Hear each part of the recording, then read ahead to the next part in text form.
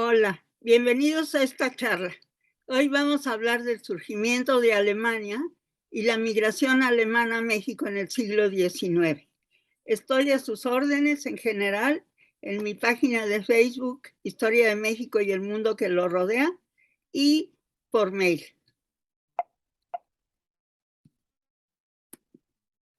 Empecemos por el Sacro Imperio Romano Germánico, que es de donde sale Alemania. Es un viejísimo imperio, o fue un viejísimo imperio, que cuando se disolvió dio lugar a varios países, Alemania y Austria, que eran el centro del imperio, Suiza, el Principado de Liechtenstein, Bélgica, los Países Bajos, Luxemburgo, la República Checa y Eslovenia. Además, tenía una parte del este de Francia, el norte de Italia y el oeste de Polonia. O sea que, como vemos, era una superficie considerable de Europa. Para nosotros, en México y en general en España y el Imperio Español, el Sacro Imperio entró en la figura de Carlos V y sus descendientes. Ellos fueron los Habsburgo o Austria. Carlos V tenía ese nombramiento como emperador del Sacro Imperio y como rey de España era Carlos I. Yo les digo entre broma y vera que por su culpa no nos gustan las matemáticas porque Carlos V, quinto no es igual a 1. La verdad es que es la misma persona, pero son dos trabajos, digamos. Uno como emperador, entonces ahí es el quinto, y otro como rey, que es el primero. Hacia 1517, cuando se descubrió el actual México, él ya era rey de España. Fue rey de España de 1516 al 56, cuando abdicó, pero aún no era emperador. Fue emperador hasta 1520 y lo fue hasta que se murió. Carlos V nació en Gante. Nunca habló bien español. Lo entendía y trató de aprenderlo, pero nunca se le quitó el acento. Era hijo de una trágica pareja, Felipe el Hermoso, que es Felipe de Habsburgo, que es el primer Felipe rey de Castilla, porque se casó con Juana, la hija de los reyes católicos, quien pasa a la historia como Juana la Loca. Entonces Carlos va a heredar las dos coronas de sus dos abuelos. En teoría, Juana nunca dejó de ser reina de Castilla hasta que se murió, pero en la realidad, pues él no le consultaba nada ni le hacía caso, la tenía en calidad de prisionera en un castillo, y pues hay gente que dice que no, en realidad no estaba loca, sino era por razones políticas. El caso es que Carlos heredó las coronas de sus abuelos, pero no mezcló los reinos, sino era el imperio era una cosa y el imperio español era otra, y cuando se murió, el Sacro Imperio quedó en manos de su hermano Fernando, y España y su imperio en manos de su hijo Felipe II. Felipe II porque Felipe el Hermoso es el primero. Bueno, entonces, España, como les digo, la heredó de los reyes católicos Fernando e Isabel, y el Sacro Imperio Romano de su abuelo Maximiliano I. Es Maximiliano de Habsburgo, pero no el que vino aquí, sino uno de sus antepasados. Por eso Maximiliano pensaba, cuando vino a México, que venía unas tierras que habían sido de la familia, no venía a un reino ajeno a su historia. Bueno, entonces, para acabar, Carlos fundó la dinastía española de los Habsburgo o Austria, que quedaron 200 años de reyes en España, y que cuando Carlos II, su tataranieto, no tuvo heredero, pasó a manos de los Borbones, que era Felipe V, era su sobrino, su medio sobrino, digamos, porque era nieto de María Teresa, su media hermana. Bueno, vayamos rápidamente a Napoleón y los cambios, a la Revolución Francesa. Su principal consecuencia en este sentido, pues es Napoleón. Poquito antes, un prusiano, que es Alexander von Humboldt, pidió permiso en España para venir a todos los reinos de América, y Él es el primero que viaja y mapea Nueva España. 2 años después, Napoleón Bonaparte disuelve el Sacro Imperio Romano Germánico, que había empezado en el año 962, y se quedan como dos, digamos, las cabezas de los nuevos países, Prusia por un lado y Austria por el otro. Prusia contribuyó a la derrota de Napoleón en Waterloo, o sea, le ayudó a los ingleses y como recompensa recuperó el territorio que había perdido. Ese fue el primer gran paso hacia la unificación alemana, pues porque quedan como, digamos, bailando muchos países, muy desintegrado, algo que había tenido una integración distinta durante muchos siglos. En 1848 hay una revolución alemana, se llama, o sea, en Prusia, que obliga a la monarquía a volverse monarquía constitucional. O sea, el rey Guillermo I de Prusia, que luego se va a volver el primer emperador alemán. Antes de lograr realmente hacer Alemania, hay 3 guerras de unificación. Esas 3 guerras van a definir los límites con sus vecinos. Ya tenían un camino andado. A los alemanes les gusta mucho poner atención a lo económico y no solo a lo político. Entonces hacen las dos cosas. Su primer paso fue lograr una unión aduanera entre Prusia y las ciudades-estado que había por aquí, los arzobispados, etcétera, de distinta organización, y Alsacia y Lorena un tiempo ha sido alemana y otro francés, ahorita son franceses. Pero, por ejemplo, tengo una prima cuyo esposo es alemán de nacimiento y francés de ya ahora, ¿no? Porque Alsacia y Lorena pues han ido de un lado para otro.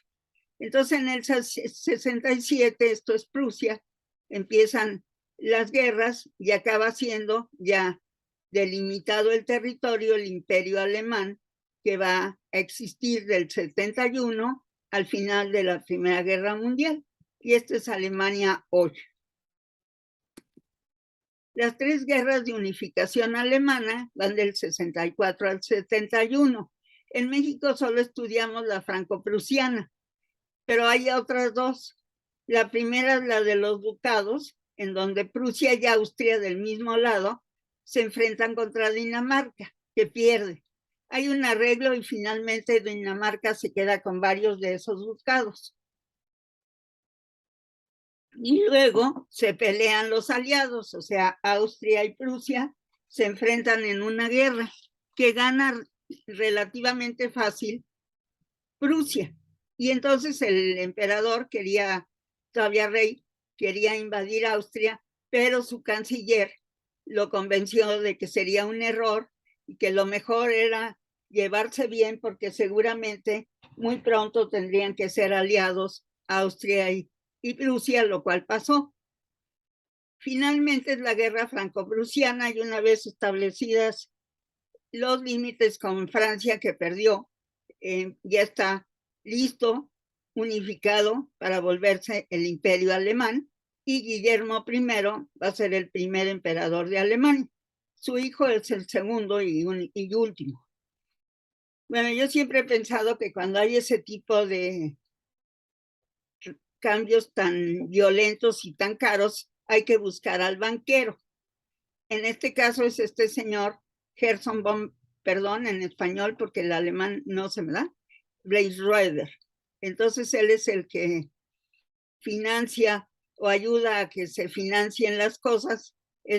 Tiene una casa bancaria, o sea, hace grandes negocios, no atiende cuentas pequeñas, sino financia estados o ferrocarriles, grandes obras de infraestructura. Entonces, este es el banquero de Bismarck.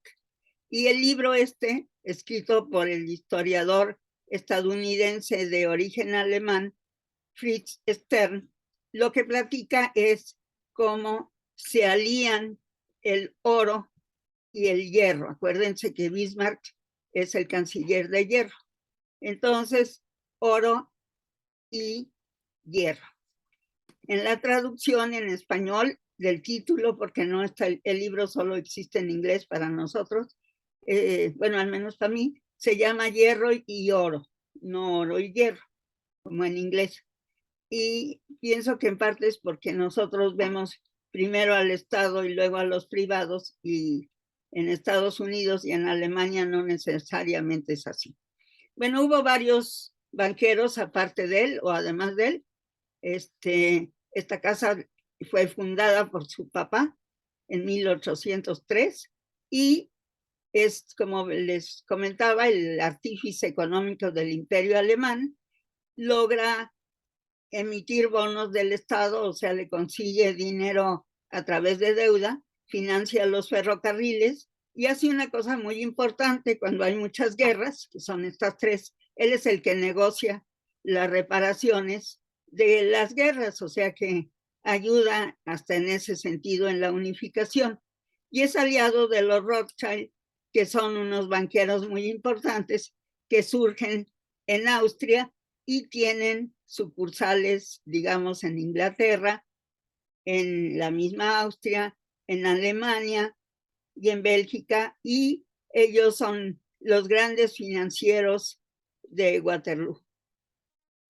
O sea que odiaban a Napoleón con toda su alma, y ellos son los que en gran parte pagaron todos los gastos de Waterloo. Bueno, otro banquero muy importante es Speyer, que se alía con Elisen y es una casa bancaria muy antigua.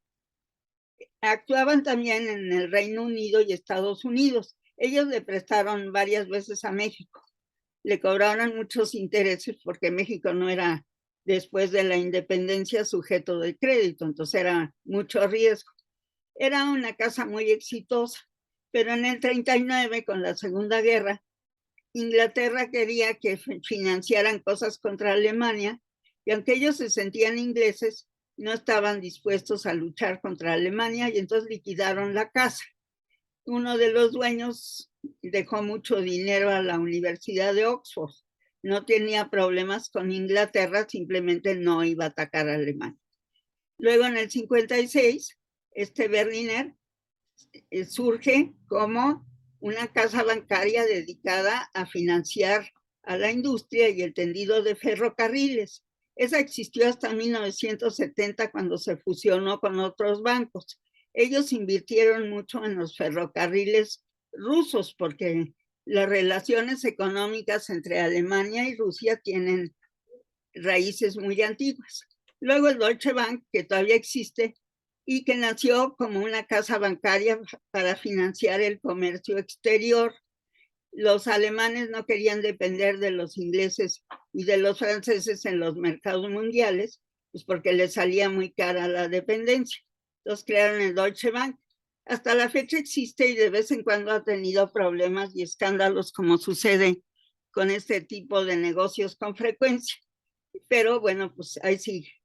Y en el 72 nació el Dresdner Bank, que fue enorme y que desde el 2002 lo integraron al Grupo Allianz, que es uno de los grupos financieros más importantes del mundo. Bueno, la unificación alemana se lleva a cabo el 18 de enero del 71, cuando gana la guerra franco-prusiana Prusia y pierde Napoleón III. Entonces gana Bismarck, digamos, es el canciller de hierro, como decíamos, y a partir de entonces empieza una época de gran esplendor económico, geográfico y político y también militar de Alemania. Y resulta que, bueno, ellos están ávidos de invertir, no tienen colonias, digamos que ya se repartieron en el mundo antes de que existieran como país, pero América Latina les parece un lugar muy interesante, en especial México, Argentina y Brasil, y entonces, bueno, pues empiezan a invertir aquí. Todavía sí, digamos, poquito, pero en 1879 el Imperio Alemán y México establecen relaciones diplomáticas. Después del Imperio de Maximiliano, México no tenía relaciones con Europa, solo con España, pero pues esa era, digamos, un guiso aparte.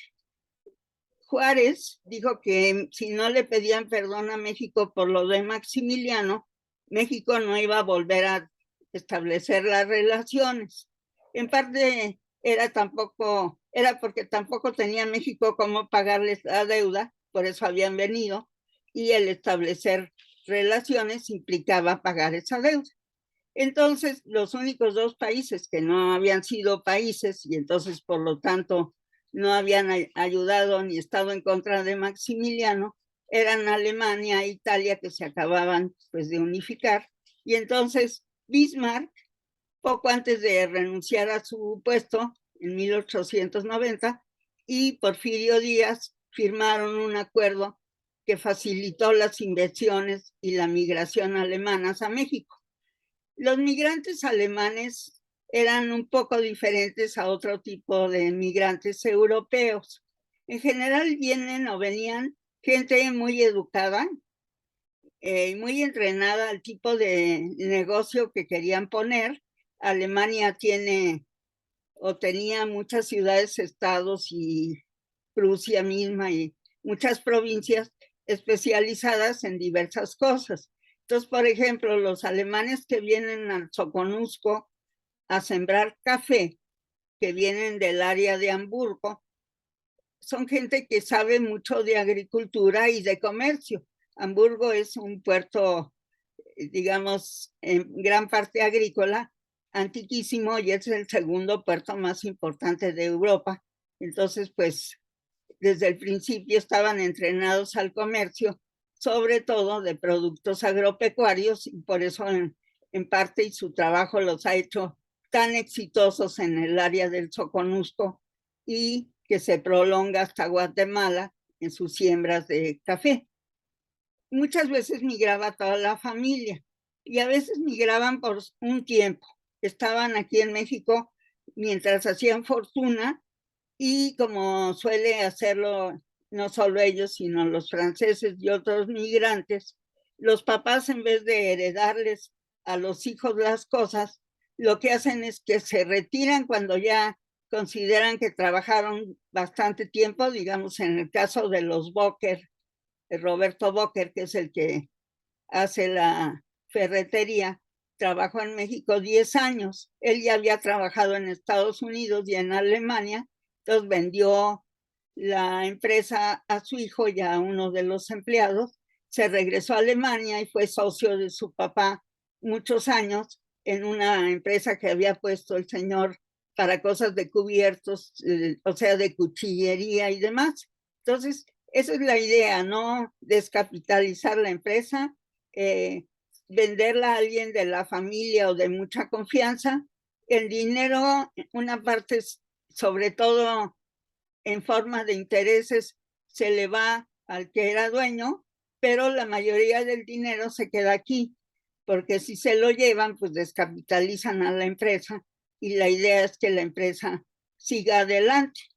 Y lo mismo sucede con los cafetaleros. Son grandes productores, ellos en el Soconusco se produce el 60% del café de México, la mayoría se va a Alemania, porque Alemania es el tercer país consumidor de café del mundo, y dicen que beben más café que cerveza, lo cual ya es bastante, y las empresas pues se quedan aquí su dinero porque tienen que seguir creciendo y adelantando.